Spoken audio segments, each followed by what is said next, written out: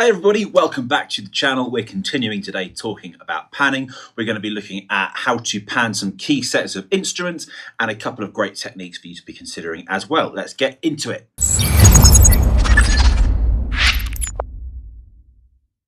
If you're new to the channel, thanks for joining me today. Please do give this video a thumbs up if you enjoy it. Make sure you hit that subscribe button and hit the bell so you know if any future videos are coming your way. Let's talk about panning. Now, in the last video, we talked about the positioning of drum panning. We talked about how to match your overheads in your rooms with your spot mics and all those sorts of things. I'll link that video up there, down there. Today, let's start talking about some of the other different instruments that you got in your mix. Let's start with the easy stuff, bass. Now, 99 times out of 100, your bass will want to be straight down the middle of the mix. Let's listen to just the drums, percussion and bass in this track. And let's move this bass off of center and see what happens.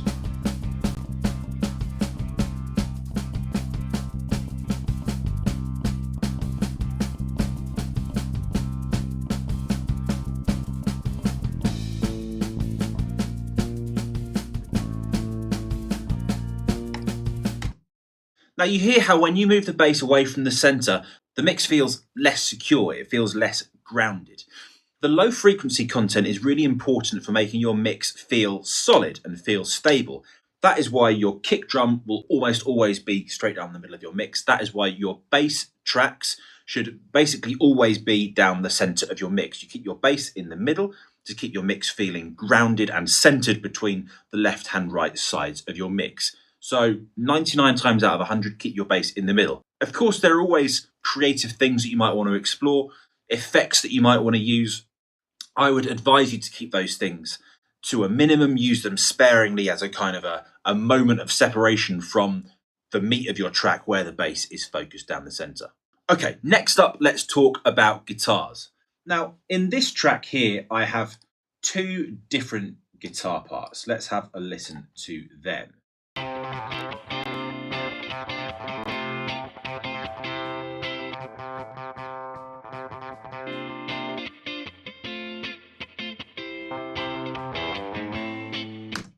Okay, so do you hear how in this track, these two guitars are playing different parts, they're independent parts. One is a slightly distorted kind of crunchy sound, and one is a clean, more kind of funky rhythm part. What I've done is to oppose those things. I've put one to the left and I've put one to the right.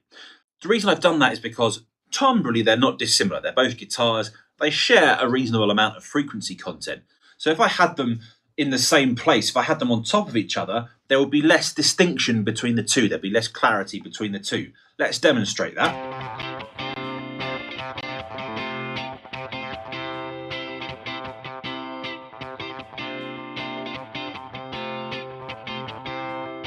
You hear how the crunchy one, the slightly distorted one, seems to be kind of slightly disappearing. It gets getting slightly swallowed by that clean guitar when I put it in the same position, when I pan them both in the same spot there. Whereas if I pan it away,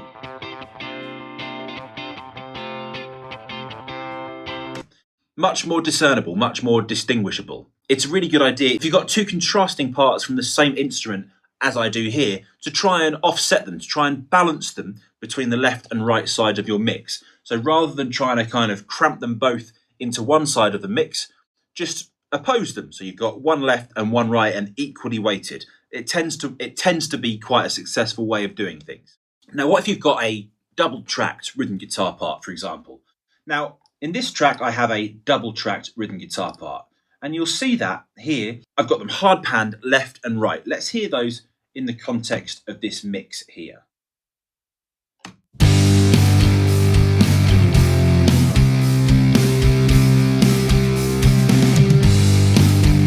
So they give you a nice wide, thick feel. If I bring them in closer to center, maybe I only go halfway left and right, how different does that feel?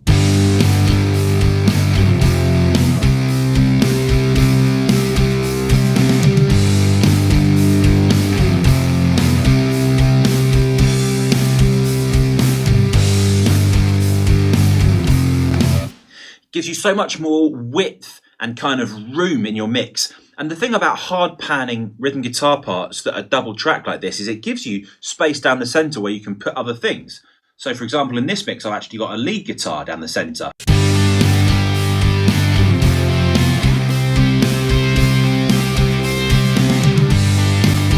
If these guitars weren't so hard panned, if they weren't so wide, some of that lead guitar part would start to get kind of swallowed.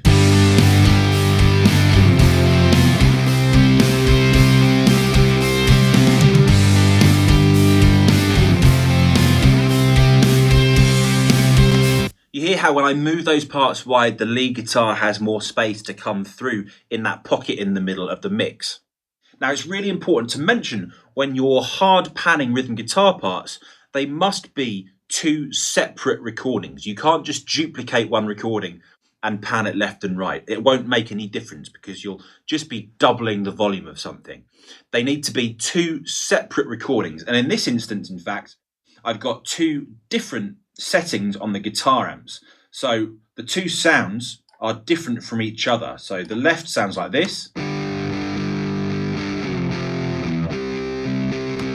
And the right sounds like this. So they're different timbrally as well, and that helps to create a wider, thicker stereo image. That's really important if you're going to hard pan rhythm guitar parts. They must be individual takes, they can't be duplicates, and using slightly different tones on the left and right is going to help make that thicker, wider spread. Now, what about if you don't have two guitar parts? What about if you just have maybe one lead part or one clean part? What do you do then? Well, then you need to look for something to balance it with. So you always, when you're mixing, you're looking to balance the left and right sides of your stereo image. You don't want more information in one side than the other so that it feels like it's going to kind of topple over, so that it feels like it's going to kind of fall over one way. So if, for example, we only had this guitar part, I would then look in my mix for something else that was maybe doing something similarly rhythmic or something that had a not dissimilar timbre that I could balance with it and offset it the other side of the mix. If I can't find something to balance with it, then I'm probably going to bring that thing a little bit closer to the center of my mix, because I don't want something that's kind of stuck out isolated on its own without something else that's going to keep my mix kind of evenly weighted. So if I can't find something that's going to balance against it, I'll bring it to the center of my mix so that it's not going to be kind of pulling my mix one way too much. So that's guitars. Let's talk about some keys. Now, in this track here, I have 3 different keyboard parts. Let's have a listen to them.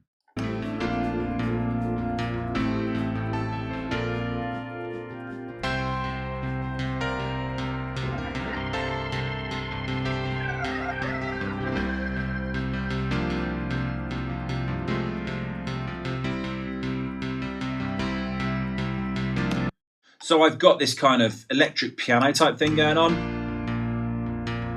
And then I've got this Leslie rock organ thing.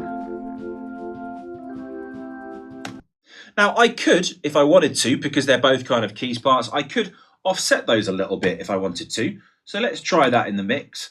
Remember, they're stereo tracks, so I'm going to change these pan pots to stereo pan pots. And I don't want to go super wide. This one's a mono channel. I don't want to go super wide because that's going to make my mix feel a little bit hollow in the center. But I could, for example, just move them out like maybe 5 or 6 one way and the other way. Let's go 8 one side and 8 the other. Let's see how that feels.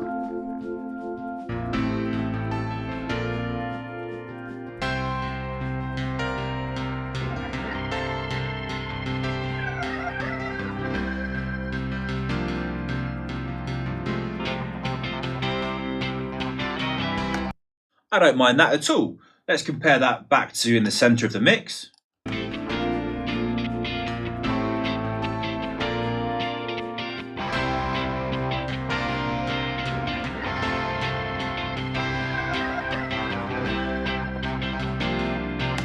Now actually I've got the kind of the crunchy sound of the guitar on the left hand side, so I'm going to put this kind of piano part opposing that a little bit on the right hand side. Let's move it over there. And where I've got the clean guitar on the right hand side, I'm going to take this kind of more melodic part from the Leslie, and I'm going to put that left instead.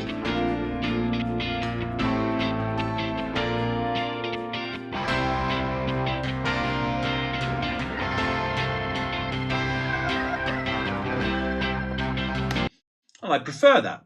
Now, what about if you've only got like one synth line, or it's a synthesizer that's just there for a moment?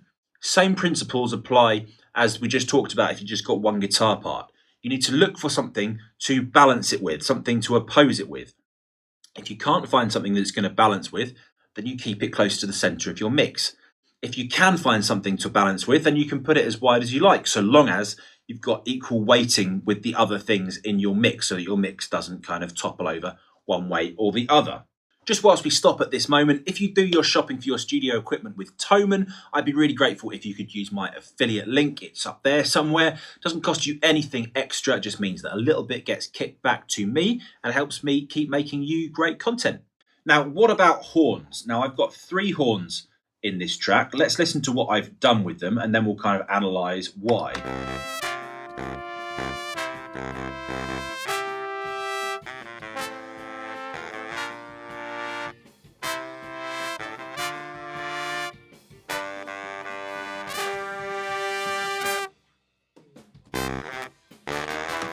Okay, so I've got a trumpet and a trombone. They're both brass instruments.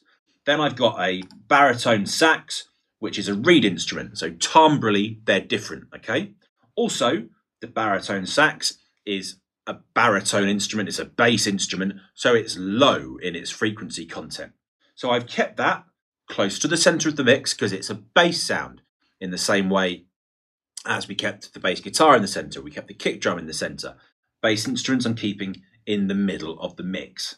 Then I've offset these 2 brass instruments, so the trumpet and trombone, they're balancing each other left and right.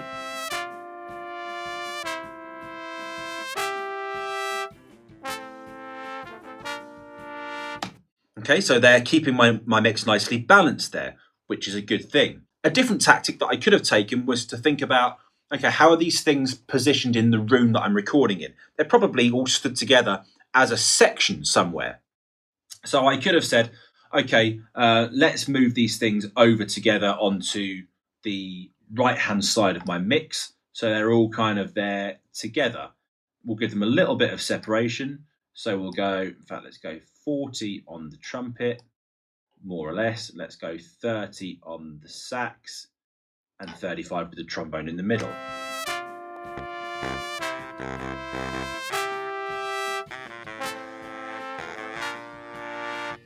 So what that does is to move those things over together so they're all in kind of one section, which is how they would appear in the room, how they would appear on a stage.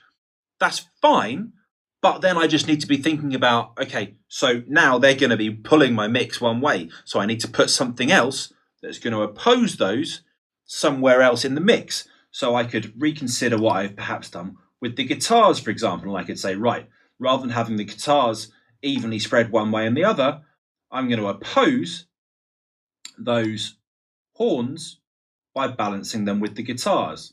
So I'm going to weight those kind of in opposition.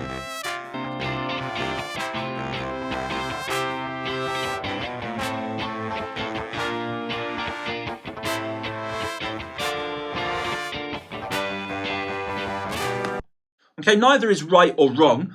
Both techniques are perfectly valid. It just depends on your preference and how you want things to appear in your mix. For me personally, I prefer having the guitars in opposition and the horns in opposition. That's just how I wanted to do things here.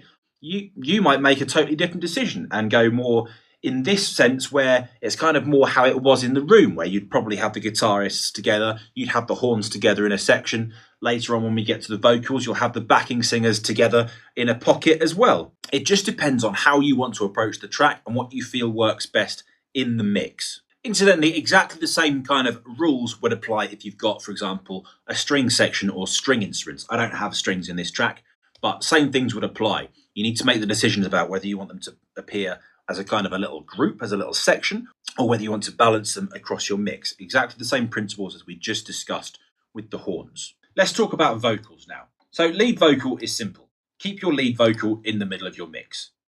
Always, basically always. Unless you're doing something quirky with an effect that's for a moment, keep your lead vocal in the middle of your mix. Done. Backing vocals. As we've discussed with other sections, you might want to put them together as a section, you might want to offset them, you might want to adjust their position dependent upon how important their part is in the song. In this track, I've taken the decision to offset the backing vocals left and right, and the lead vocal is in the middle of the mix. Have any messages from you lately? We used to slide into the DMs from the AMs to the PMs. Remember that? Remember that? But I could have, for example, if I had the horns over together in this little section, which I'd done previously, let's put those back where they were over here. I might then say, actually, cool, okay, well, let's balance that with these backing vocals over this side instead. Have any messages from you lately? We used to slide into the DMs from the AMs to the PMs. Remember that? Remember that? I could do that instead. I might prefer that, I might not. But what I'm doing is thinking about how I'm keeping both the left and right sides of my mix balanced. It's really, really crucial. And you'll see that all the time, I'm thinking, right, balance, balance, balance. How do I make this thing balanced? Now, to help with that balance, I would get a metering plugin that is able to show you how balanced or unbalanced your mix is. So, for example, I like this metering plugin a lot. It's called Levels. It's from Mastering the Mix. And on it, it's got this stereo field section. You'll see that when I play, I've got these 2 meters here on the left side and on the bottom side. Now here, with this +1, -1, that's our correlation meter. We know what a correlation meter is already. Down here is our balance meter. It's going to show us what's going on with the weighting of the left and right side. So let's take a look. Have any messages from you lately? We used to slide into the DMs. So you see this little meter here, it's kind of edging left and right, but generally speaking, it's staying pretty centered in the mix. That is what you want. You don't want it all of a sudden falling over to the left or the right. So let's force the issue. Let's put too many things one side. Have any messages from you lately? We used to slide into the DMs.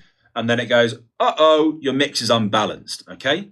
That is not what you want. So having a plugin like this, where you can pan some things and then check that what you've done is going to keep your mix balanced, is a great, great, great hack. I really recommend having a metering plugin that has a balance meter included in it.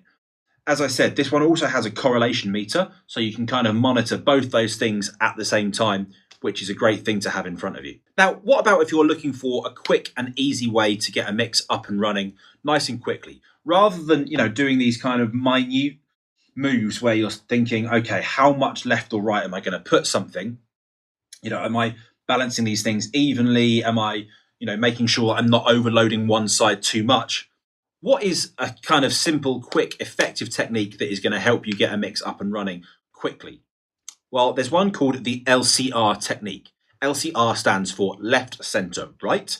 And what it means is when you get a mix up like this, rather than thinking about how much left or right am I going to put something, all you're doing is choosing one of 3 positions. Are you going to put something on the left of the mix, the center of the mix, or the right of the mix? So I can go through this mix. I'm going to leave the drums and percussion as they are. I'm going to go through this mix and decide, okay, where do I want to put these things? So drums, percussion, bass, they're fine. Guitars, do I want them left, centered, or right? I want some separation between them, so I'm going to offset them.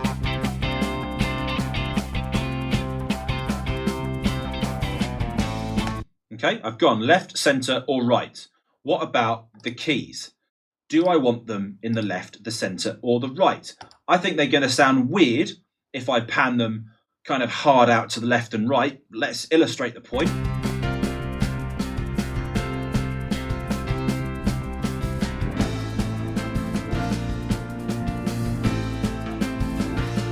I don't like that, so I'm going to have them centered instead. Much better. What about the horns? Now the horns, I could go one left, one right, and one centered. Let's do that. I'll go left, right, and centre.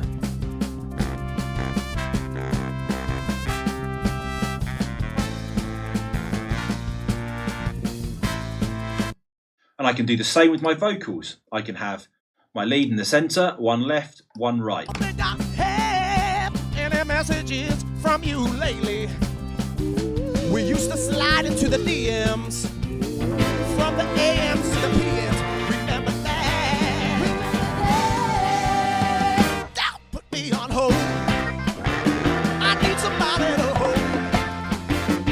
Why am I?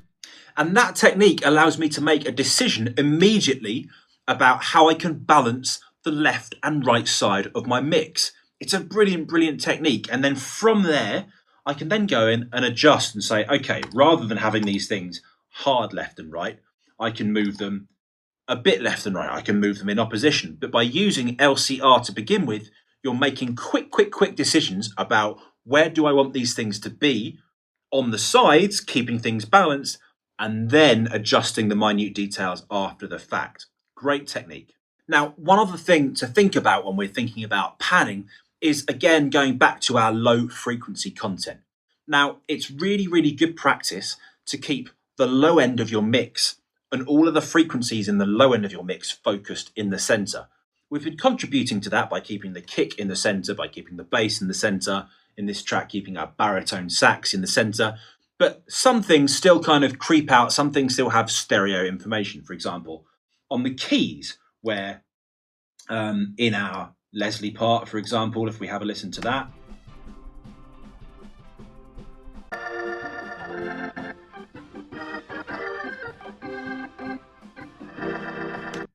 You know, there's still some low end content in there. Definitely in that keys part.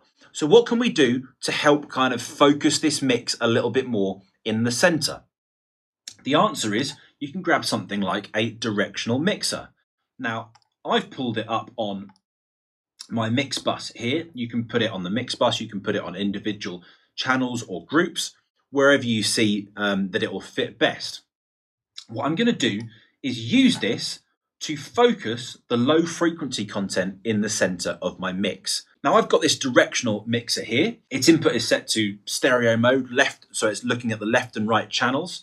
You can use it in mid-side as well, but for this purpose I want it in stereo left and right. I'm going to use this split function here. So if I hit split, I can then set the crossover to a point where it's going to look at all the low content below the crossover in one kind of band here, and everything above it in another. Now, a pretty common number to shoot for is 120 hertz. So splitting everything below 120 hertz and everything above 120 hertz into two different channels, if you like, or bands, is pretty common practice. I can then narrow the low frequency content, so bring that closer to the center of the mix, and leave the current spread that I have on the everything above it where it is. So let's do that. Messages from you lately. We used to slide into the DMs from the AMs to the PMs. Remember that?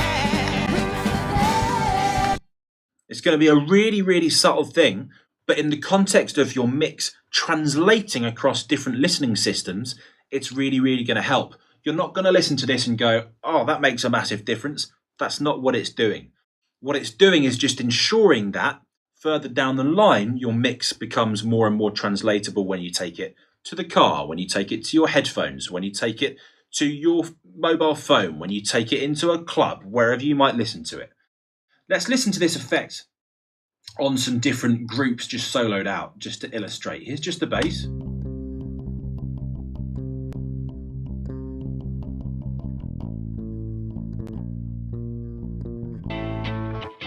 The guitars.